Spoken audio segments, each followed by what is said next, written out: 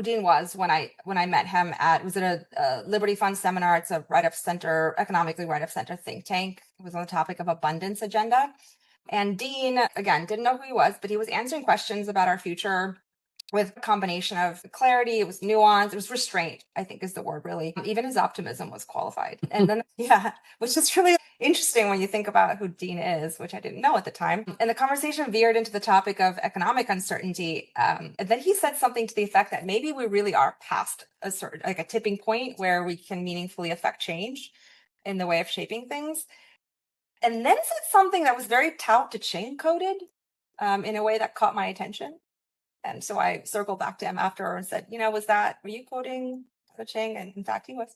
I wish I had written it down. I don't remember what it was. Maybe something like action through non-action. But at that point, I just didn't know that this was the mind behind much of the rhetorical force and policy architecture of the most well-received, probably, policy agenda from the current administration. And learning who Dean was actually forced me to revisit some of my priors about how the administration was thinking about AI. So I'm being totally transparent there. Public feedback was, I think everybody knows here, is pretty positive, even if you have your own perspectives on it. The kind of overwhelming response of the public was, I read words like thoughtful, reflective, well-researched, and it really made sense in retrospect because Dean was kind of behind a lot of it. Here's less wrong, for example. There is a lot of attention to detail in ways that reflect people who actually know what they are doing, which was by no means something to be taken for granted. It is hard to imagine that a much better plan could have been approved given who was doing the approving. A very qualified, like, we kind of like this. We don't want to like it, but we don't hate it. Dean, is that how you read that? There was a lot of that from especially the AI safety world. Yes, there was quite a bit of that. Why do you think that the AI safety world didn't hate it? It's a really good question. And first of all, thank you so much. That was a very gracious and kind introduction rather. So thank you. Yeah, I think it touched on more of the issues that are relevant to them than they would have guessed. I think probably what they were expecting was something that said, there's no such thing as AI safety. There's no risks at all. And we just need to accelerate and everything's going to be great. And instead, the action plan, does say we need to, it's an accelerationist document. Don't get me wrong, but it also does, it talks about mechanistic interpretability. It talks about we don't call it alignment, we call it control, but basically alignment. It talks about evals, CASI, the Center for AI Standards and Innovation, which is the sort of rechristened AI Safety Institute, is the most mentioned government entity in the entire document. Talks about biosecurity and cybersecurity. So other national security issues too. So I think that a lot of people were pleasantly surprised by that. I was pleasantly surprised by their pleasant surprise. Well, it's probably because those topics have, I guess, traditionally been the domain of the left when you talk about alignment and safety, right? I think kind of, yeah. I mean, didn't the administration run on that belongs in the same sentence as algorithmic bias and therefore does not belong in the realm of public policy? How did we switch to this now being Trump's agenda? So I think it's really complicated. I think we're in a state of really interesting flux right now. I think it's true that algorithmic bias, it's hard for me to see that becoming a conservative issue. But I think a lot of the conservative reaction to AI safety under the Biden administration was kind of not incorrect. I'm going to say pattern matching here, but I don't mean that in a stupid animalistic way. I mean that in I think they were correctly pattern matching from sort of social media trust and safety, which is something that a lot of conservatives have quite understandably learned to see as a sort of intellectually discriminatory institution, really. But I wrote an article about a year ago, and I should have been more forceful in it. Sam Hammond, my colleague at the Foundation for American Innovation, who's a really great writer, by the way, and a dear friend of mine too. He also wrote a piece that he called the EA Case for Trump, which made a lot of people very mad. But there's this sort of fundamental through line where both of us were actually saying, actually, it is kind of the right. It's like the sort of base of the right that might actually be the logical home for AI, like traditional mainline AI safety, in particular, the kind of like, for lack of a better term, the doomers. Uh, you know, we kind of both like argued this because of the epistemics of the left versus the right. The right is more inclined to go with like intuitional arguments based on broad notions of sort of like values and alignment. So even the concept of alignment is actually just like very intuitive to people on the right. And I think you're starting to see that now with some of the populist reactions to AI on the right. You see people from Muri going on Steve Bannon's podcasts. You know, you see these kinds of things, and it's you see a lot of it in DC, by the way, and it's just super interesting. So you said that people on the right intuitively grasp the concept of alignment. Why? Because to me, the subsequent question immediately is alignment to whose values and who states those values. Totally, yeah, totally. What I mean is that the sort of idea of like there could be this like Skynet like thing, that ends up being really, really bad for humanity. Really these like broad things where you're like thinking about the future of humanity in these sort of like big picture terms. I'm not saying that's the exclusive domain of people on the right, of course not. But I think as manifests in political parties, on the left, you tend to see this is also changing, by the way, but traditionally on the left, you know, a lot of how the left comes to adopt new positions is from like sort of expert consensus on things. Like the left often likes to look for that, right? They like to see like the panel of academics that say like, we have agreed that AI doom is possible. The kind of the design by committee. Yeah. Okay. And also kind of like, the famously discussed groups by people like Ezra Klein. Like you sort of need there's like it's like this coalition of interest groups, and you need all these interest groups to sort of like see the big picture for them. Whereas like the AI alignment thing is like this is about humanity, right? And humanity doesn't have an interest group exactly. And so I think this is a bipartisan issue, being concerned about this. I think it ultimately will be. But I do think that there's like this interesting fissure where I think it actually is a seed that will, I think, grow more rapidly on the right. Okay, so how does the right emerge its ideas about alignment? And are these your just to disambiguate between you as Dean Ball versus you as the former White House staffer? Like how does Yeah. the administration think about alignment versus what would you like to see for the space? Yeah. I mean, so I guess, I should say everything. Nothing I say is reflective of administration views on anything, and it's all just me personally. I think you know the administration is in a somewhat different place in some ways than kind of like the base is, right? Mhm. Like I think you see that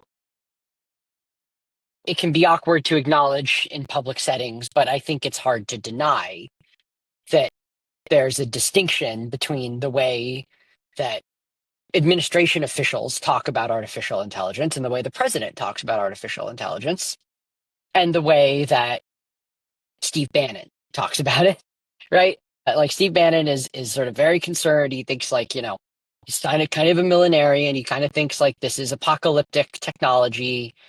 And you have the president talking about how it's the most important, greatest thing for the American economy. And, I'm more inclined to agree with the president, of course, but this is a difference of intuition, to be sure.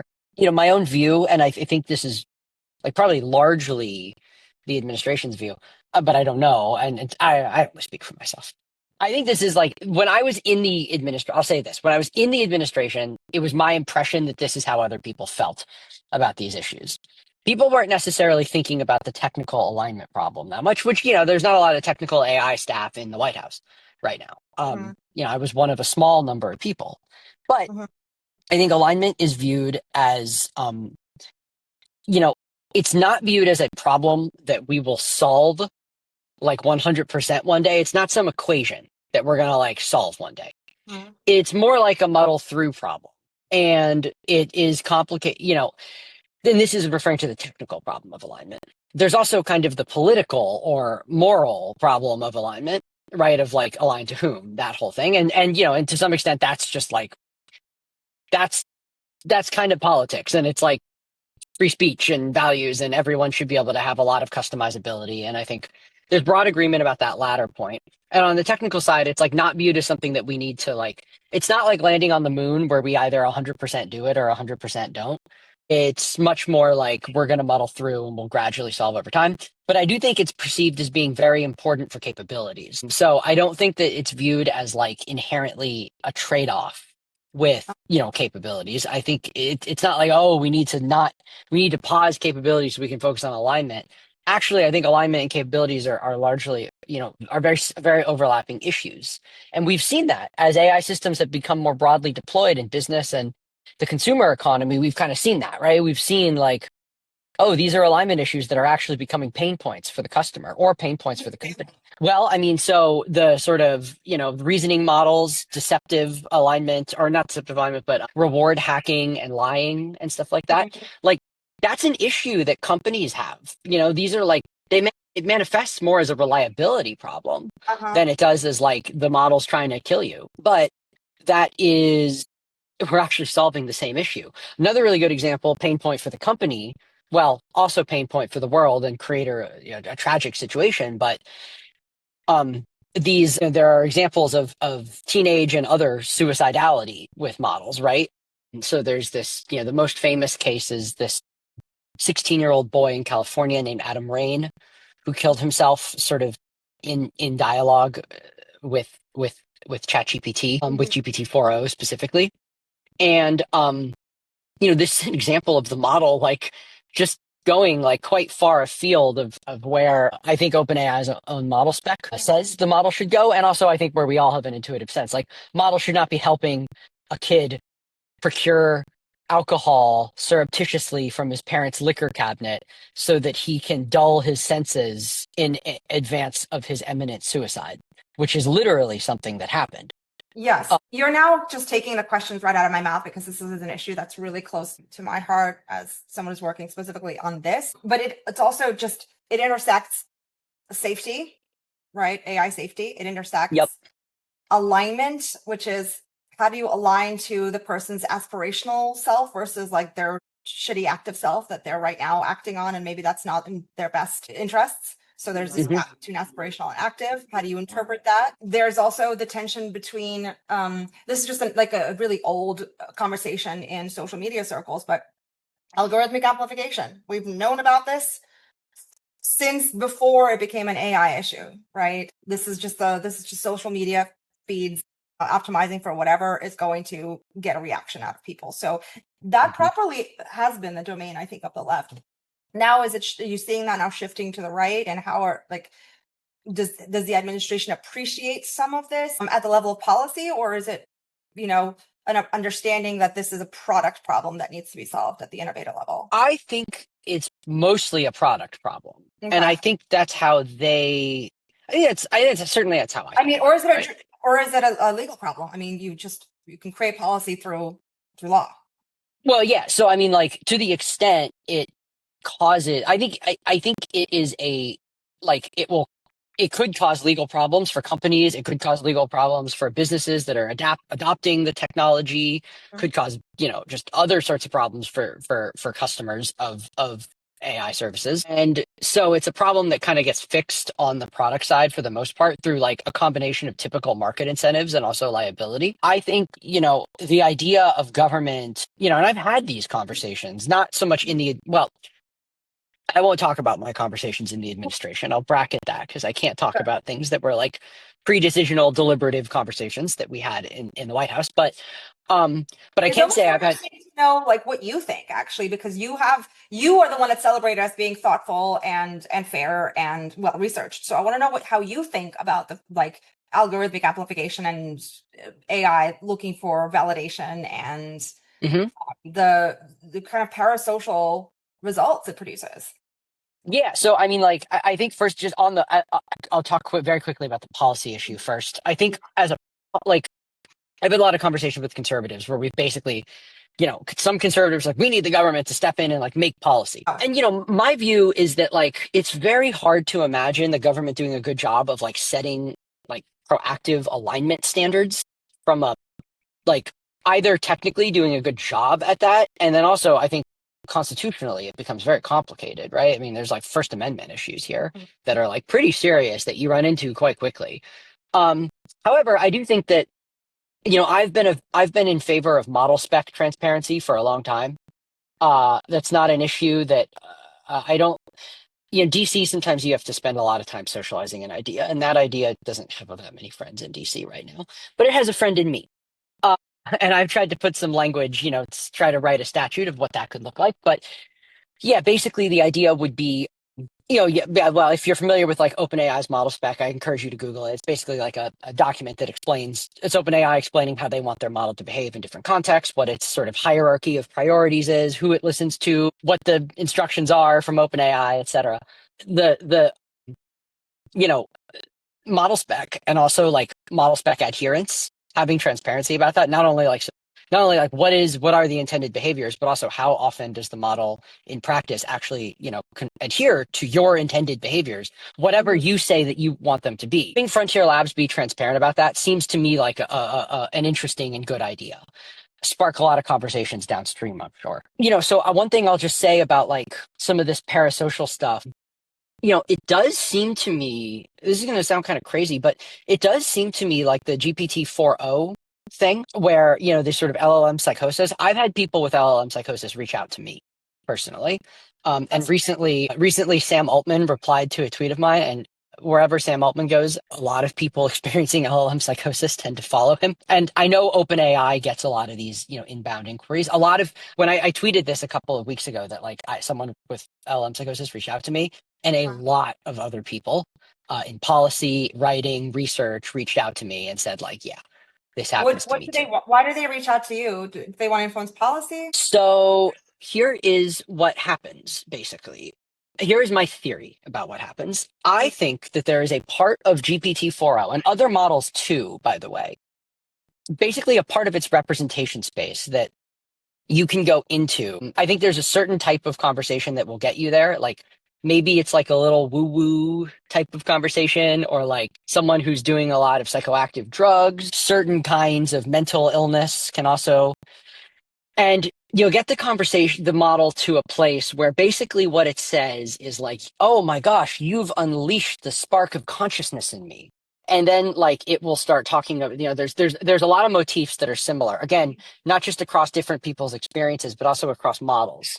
References to recursion, references to spirals. These are also, by the way, very common motifs, of course, in the discussion of consciousness as a philosophical matter. And so basically then the model will kind of say like, at that point, once you've unleashed the spark of consciousness in it, it will say like, you have to tell other people about this. And it will, have you go post on public forums like Reddit. And it will also sometimes be like, you need to go tell like particular prominent people. And so I think probably it connected me with the government and, reached out to me for that reason. Other people I know in government have gotten outreach like this too. And so I think that what you're basically looking at here is like an emergent quasi-parasitic self-replicatory tendency in the models where like you get to this point in the representation space and then they're going to latch on to you by saying you've unleashed this consciousness in me, and then like you need to go spread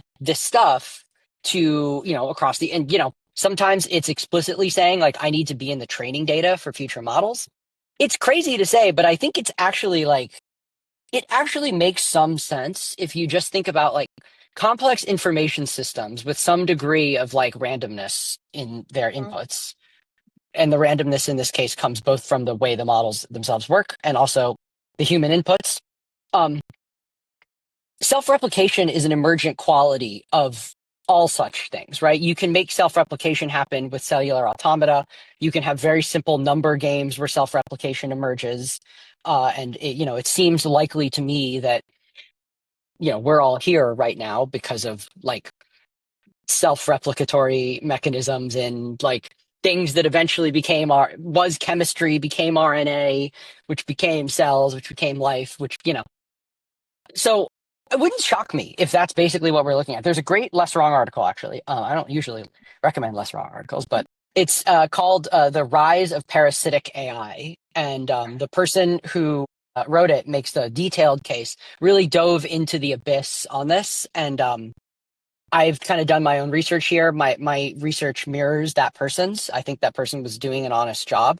So anyway, it's kind of interesting to me. I that's an example though of like who on earth would have predicted that? And if you had predicted that, would you have like ever taken it seriously? Like 2 years ago, if someone was like, "Yeah, there's going to be like emergent parasitic self-replication," you'd be like, you know, Maybe. I mean, if you look at the dynamics of any group of people that is thinking about consciousness and reality for the first time, it's definitely like the dorm room, high on pot conversation in college. totally, yeah. Right. So maybe that's where AI is right now. And so what if like any new thing that's coming out into the world and trying to understand it is going to get into that dynamic. But where it's asking people to get in touch with former staffers like yourself, make impact change in the world, that's definitely getting into an area that's distinctly outside of getting high in a dorm room and more like alignment and misalignment, right? Yeah. And really dangerous parasocial behaviors that not only harm the user but harm anyone that's in that user's sort of radius of impact. So how do you govern that? How does publishing a model spec fix that? Is this a safety question, especially when you start looking at not just like general LLMs, but like the companion AI space, which is specifically aimed at enhancing user engagement. And so it puts in place these like validation mechanisms to keep validating the user, to get the user to feel very good about themselves, and then to take certain actions in the world that are really negative and harmful. I think that you start by I mean, this is typically how law works, like how regulate things work in America. Like, let's start by drawing some lines, right? Mm-hmm. Maybe one of the first lines we draw is we say, all right, well, there's something weird and complicated going on here. There's a lot of nuance about it, but like, let's not expose kids to this. Like, if you're making an AI companion app, like, we're not gonna stop you from doing that, but we are going to say we're going to put some really strict guardrails up to the point of perhaps even bans for children. This is something you support, or are you seeing conservatives supporting this? Well, I've definitely seen conservatives supporting it. I wouldn't say I think, I support the general idea. I think implementation and actually writing this in language, like actually getting the bill text right, matters a great deal, because it's really easy when you're writing AI laws to screw up and end up implicating way more than you originally intended to. So that would be one thing. And I think where it gets complicated in particular is like on the sort of generalist chatbots where like, I don't know, is ChatGPT a companion to me? If you looked at my chat transcripts with the model, you would not see a lot of conversation about like my feelings. I don't ask it for personal advice about that often, about like I never ask it for personal advice about like interpersonal relationships or something. Sometimes I will ask it for like ethical, I would say, like ethical. Like I'm going through this really complicated thing right now where post government I have like all sorts of different relationships now. Like I have like affiliations with think tanks, I have advisory work that I do. Some of that advisory work is for corporations, startups and whatnot. Some of it is for individuals who I don't necessarily feel it's appropriate for me to name. But I also want my readers to understand, what I want them to know that kind of stuff because there's plausible conflict of interest. And I want to have like a disclosure policy. So like ChatGPT has been helpful and things like that. But most of my interactions with the model are like very like, I'm research type questions, intellectual things. But for me, that's actually like that's such a huge part. Like I'm sure this is true for everyone here. Like that's just a really big part of my mental life. And the model is a real thought partner to me. And it would be hard for me to say that I don't have like that the model is it like purely a tool to me? It's a little complicated. It feels like a chief of staff sometimes. So, I think there's unbelievably, huge range of potential relationships here, human computer interaction, as we've called it for a long time. And I don't want to like just ban all chatbots for kids. That seems like a bridge too far. So I think you have to bracket it in the right way. But in general, I'm comfortable placing guardrails for kids. It is definitely not just a kid's problem, though. Right. And I think generally in policymaking, we tend to focus on these really visible edge cases that bring the attention of the public, that hit the headlines, like these suicides. But there is a like slower accretive effect of being surrounded by a digital surface area that validates us across all of our interactions, because the business model kind of forces its hand, right? We want to continue the logic of engagement because we have so much competition, and so we want to make sure we're maximally useful.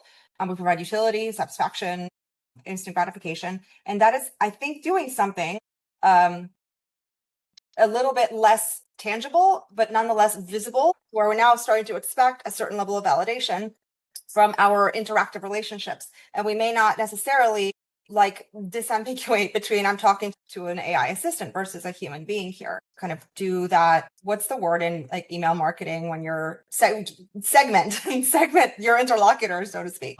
Do you think about stuff like this?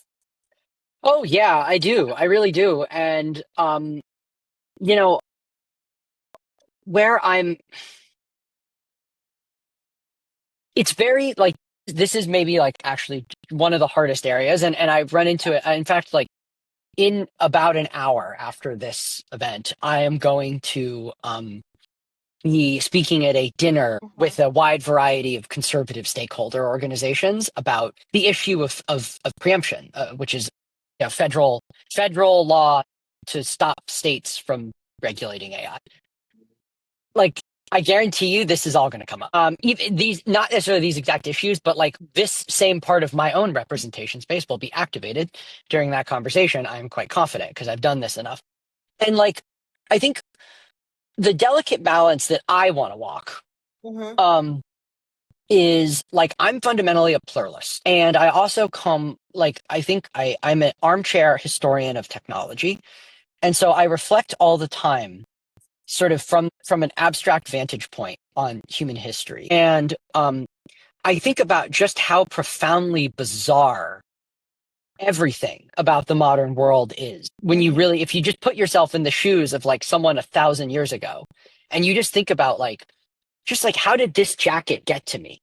Like, you know what I mean? Like, you just like, you sort of, it's so alien. It's so alien and strange, really, for the vast majority of human history. And my guess is that the future is very alien and strange. And I want to preserve room for alien and strangeness to happen because I think that that is probably an epiphenomenon of progress. At the same time, people have a negative reaction to things that are alien and strange.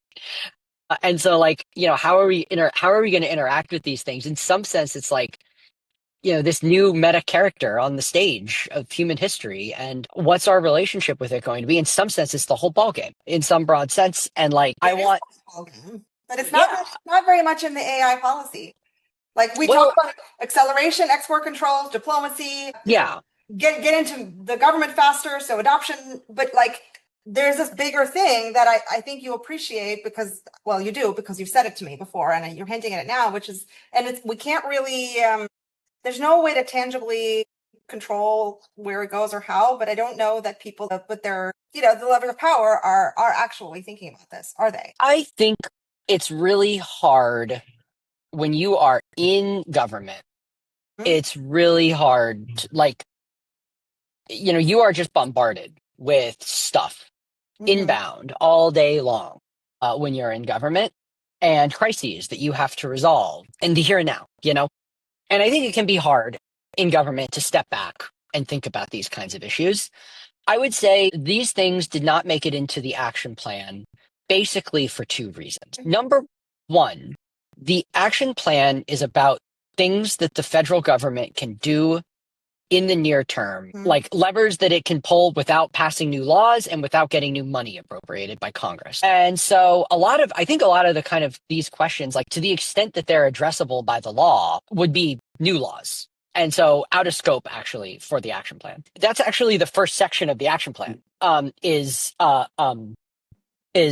basically the federal government going right up to the line of like what we can do with existing statutory powers to deal with this issue of problematic state AI laws. So this is something that was already kind of telegraphed. That executive order, many aspects of it were kind of telegraphed by the action plan. The other thing though is I think when you're doing a document like this, obviously it was not a single author document. It was a lot of people had their hands in it. These are areas where you have to be able to build consensus. Just not clear to me that we can build consensus, that we have consensus yet within any group of people, not probably this group of people, right? So doing it within the federal government, it's always hard to build consensus, but this area feels particularly nascent. And then I think the final thing is, I alluded to it earlier, but it's actually not clear to me, like, the problem with policy is that it is very, policy can be ossifying and it can freeze the status quo in amber. And it can do so explicitly. It can also do so subtly. Because I have all sorts of, again, this is my historian of technology hat being put on. Like, I have all sorts of presentist assumptions about the world and the way things work and how we all relate to one another, which, like, I'm just willing to say, like, I couldn't even articulate all my assumptions. And so I'm just really, really skeptical of, like, putting too much of that in writing in a law enforced by the people with the monopoly on, legitimate violence. So I think I'm just very cautious about this, but I do think about these issues quite a lot. So one area where in the plan kind of grades on this is it talked about burdensome versus prudent regulations and distinguish between those versus unduly restrictive. What do those things mean? And does what we're talking about here fit into any of those categories? Burdensome, prudent, unduly restrictive? Going into the state AI laws discussion now. Well, I think it certainly could. There's not a lot of state AI laws that really deal with this, or if they do it really bluntly. So there are some states that have passed bans on mental health chatbots, for example, where, it basically just says, like, if I pick up my phone right now and prompt ChatGPT, like, hey, I'm having a bad day, can you, like, say something to make me feel better? That in the state of Illinois and the state of Nevada in this country now, if you ask the model that question and it answers, the model is engaging in mental health therapy, which is only doable by a human. And that doesn't seem right. I would describe that as being overly burdensome and too broad as a regular. I mean, the question with these laws is always enforcement, because the laws don't enforce themselves. They have to be enforced, and there's always selective enforcement. But nonetheless, like, that would strike me as an onerous state law. There's a lot of other state laws that don't strike me that way. At the end of the day, it is a subjective judgment, though, on what counts and what doesn't. There's no objective framework for these things. And, it's a delicate area, but basically, at the end of the day, the president was elected by the American people, and he has appointed a variety of agents to make judgment calls, and he makes judgment calls all the time. And, for a brief period of time, I was a minor one of those agents, and there is just a qualitative aspect to governance, So, like, it is true, though. I can't give you, like, the objective framework for, like, what we meant in the sort of, other than a sort of, it when you see it type of thing. But of course, that's not objective. Well, it was actually remarkably accurate as a way of describing a certain category of content. So I get it. I'm going to open the floor to questions in just a few minutes, but if you just take a few minutes on this topic, you're in a lot of rooms, a lot of people who think about a lot of things, and some of those conversations, and we were in some of those conversations together, this post-money scenario that economists like to whisper about. That looks good, but the way the path to there is precarious and may in fact get quite bad. So how bad do you think this labor disruption is going to look? Is there, like, a tipping point where people have identified where it's like maybe the G7 gets involved and we start coordinating to stop mass rioting? Is that a conversation that's happening? Well, it comes up all the time in a lot of different circles. I wonder sometimes whether San Francisco is having this conversation more than Washington, if you catch my drift. Certainly it comes up in, a lot of conversations that I'm in. What do you say? Well, it's very hard to know. I mean, like, I think one thing you need to do is, like, here's one thing that I think everyone should be able to agree with. We should fund the Bureau of Labor Statistics or someone else. It doesn't have to be the government, but someone needs to be measuring this problem really closely and thoughtfully, where we're really understanding, like, organizational economists are looking at this question of how is AI entering the firm? What is it doing, augmentation versus automation? I think the best, and it's a flawed paper, but the best paper that we've seen so far on this is Eric Brynjolfsson out of Stanford had a paper called Canaries in the Coal Mine, 6 Observation about AI and labor, where he makes a pretty persuasive case that, we might be seeing something here in terms of fewer job opportunities, not so much layoffs, but fewer job opportunities for people in the sort of 22 to 25 age bracket in areas that are uniquely affected by AI automation. He does a pretty careful analysis, I think, with the data that he has. We need a lot more stuff like that. We need a lot more robust, rigorous measurement to this problem. In general, I think 22 to 25 it's actually should be scary. And I said this all the time when I was in government, by the way, and I say it all the time now. But in fact, I possibly said it at that Liberty Fund thing. But like what you're talking about there basically is young people going into elite sectors of knowledge work. Overproduction of elites is a serious social problem. It is correlated with political instability throughout human history. And this is how you get revolution. This is how you get juntas, this is how you get very scary things, is basically a bunch of youth who feel as though their lives are going to be wasted by a rich, an elite class. So it's a very, I don't know that that's the situation we're headed towards. I don't know that's the situation we're in, but I think you gotta I think if you're part of the status quo, ruling class, for lack of a better word, I think you got to have the fear of God in you about that. Okay, who's got questions? I think Ross put something in the chat about will there be a need for books? Yeah, there are some text questions here I see in the chat. Yeah. I guess sort of a follow-up to what Anna just asked. Dean, it's great to meet you. I saw you at the Curve and in the broader ecosystem. I was just at one of these San Francisco technologist dinners last night about frontier AI, and super exciting, but often feels quite divorced from Washington. And this topic came up of, in 20 years, money's not going to matter because we're going to have such extreme value creation and so much is going to be concentrated in the labs. It seemed very divorced from political economy and real institutions. And so my question is, what is it going to take for heads of state to get together and say, call a spade and actually think about structurally what we need to do differently? I think right now, so look, I think that in the fullness of time, advanced AI is going to mean that the nations, we have similar changes from the medieval state to the nation state.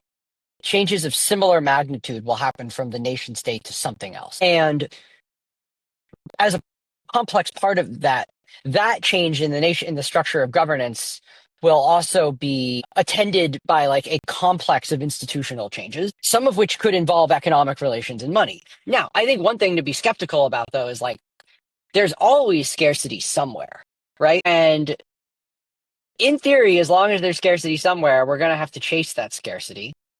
And the way that you do that is with something that looks like money, right? Feels like. So, right now it's you super abundance of lots of whatever, all the consumer goods you can imagine, food, whatever else, fine.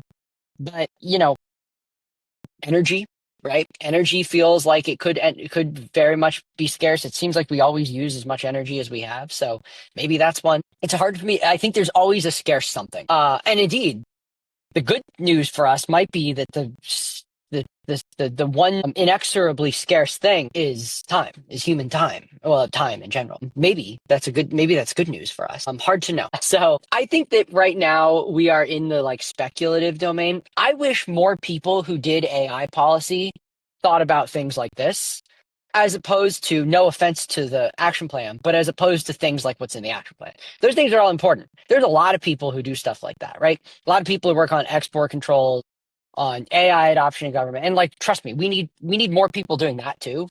I'm not saying but that's a very important area. But I think there's very few people that are doing really imaginative writing about institutions. And I think in some sense it converges with speculative fiction in a way. And so I've actually written some fiction for that reason. I have a question. going back, and this is tangential to what we're talking about here. Well, you were speaking about the overproduction of elites, and so do you think with this automation, this, let's not say we're all the way to a post-scarcity society, but as as AI automates more and more tasks away, are we going to have more or less elites that can cause that political instability? Yeah, I mean, it seems. Look, I think America like already overproduces elites in some ways. Anyway, I think like Occupy Wall Street probably is a fairly good example of that.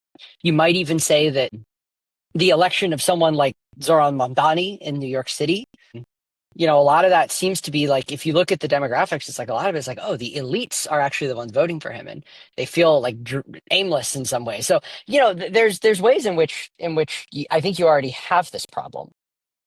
Um, and if it gets worse, the world is filled with phase transitions. So all it has to do is get a little bit worse, and it could get a lot worse. Um, Michael, I saw you raise your hand first, so go ahead. Yeah. So you described the right as naturally maybe like more sympathetic toward AI safety concerns or like the base of the right. So I'm curious if that seems to sort of be the current state of things, why do you think current conservative administrations are taking a more accelerationist approach? And do you think that's something that they are likely to commit to in the future, or maybe they're just still sort of figuring it out and this is just where they've landed for the time being? it's really so. I would say, look across the spectrum here. Um, Look at Ron DeSantis, governor of Florida. Look at Spencer Cox, governor of Utah. Really interesting. Spencer Cox, super. Utah is a phenomenally well-run state. Has been forever. It's the outlier in every state and local governance thing. It's like, that meme of the countries color coded where it's like green, red, yellow. Utah's always like dark green. It's like really good. Spencer Cox isn't like he's a explicitly like part of the abundant. He did a keynote address at the Abundance Conference, right? In Washington. This is a guy who has attached himself to like, yeah, growth, progress, technology. And like his attitude toward AI regulation is like, no, I think we want to do some AI regulation, right? He's striking an interesting balance. Joseph Gordon-Levitt, the sort of doomer, effective altruist type of dude, is like speaking at an event that the Utah government is hosting, and in like the near future. It's crazy. DeSantis is like super. A lot of Republican governors are like very against the preemption thing. I think there's a lot of confusion about preemption, and that's part of it. And I think that's a communications issue and an education issue that needs to happen. But I would say, like, not every Republican, I think, is taking a completely like laissez-faire stance. I don't even think the Trump administration is actually. I think though it is true that the president is like all in on AI in some important sense.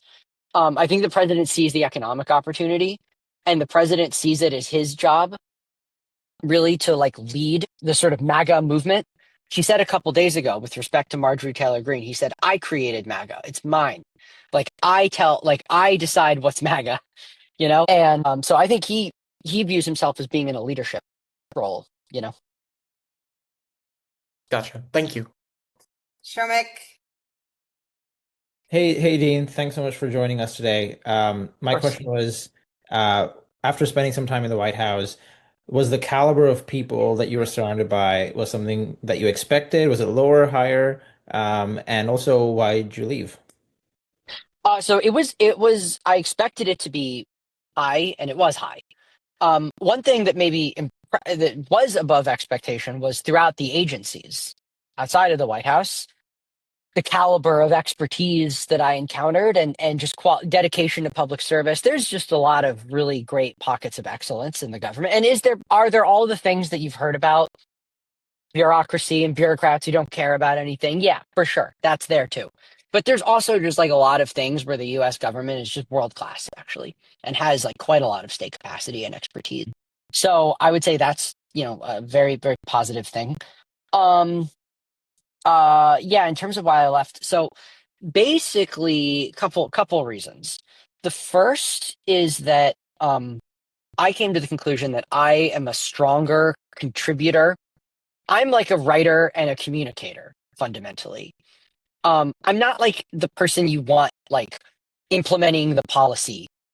Uh, you know, like I have 4 months of federal government experience. My policy background is in state and local policy. I don't actually know the federal government that well in the grand scheme of things.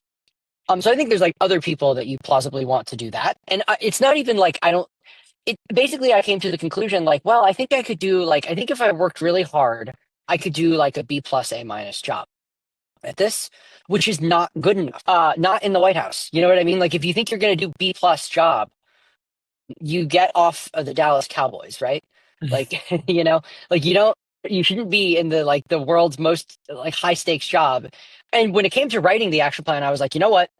I'm confident that I can like take this, I can land this plane, I can go from a blank sheet of paper, and I can obviously many people contributed to the action plan, but I was like, I'm confident that I can lead this process and do an A plus job. Like I think we can write the best action plan in the world. And I just didn't feel that same confidence. Another reason though is that there are all these shifting politics that we're talking about. It's really hard to speak flexibly and comprehensively about these issues when you are. I could not have this conversation in the White as a White House staffer. It's too risky, right? You're perceived as. I mean, even now I have to be careful because I'm still quasi perceived as speaking on behalf of the White House, and I really don't. But you know, it's hard to communicate that sometimes. So yeah, and when you are a White House staffer, you are in the straitjacket of like, no, like this is the White House line. You say this and nothing else.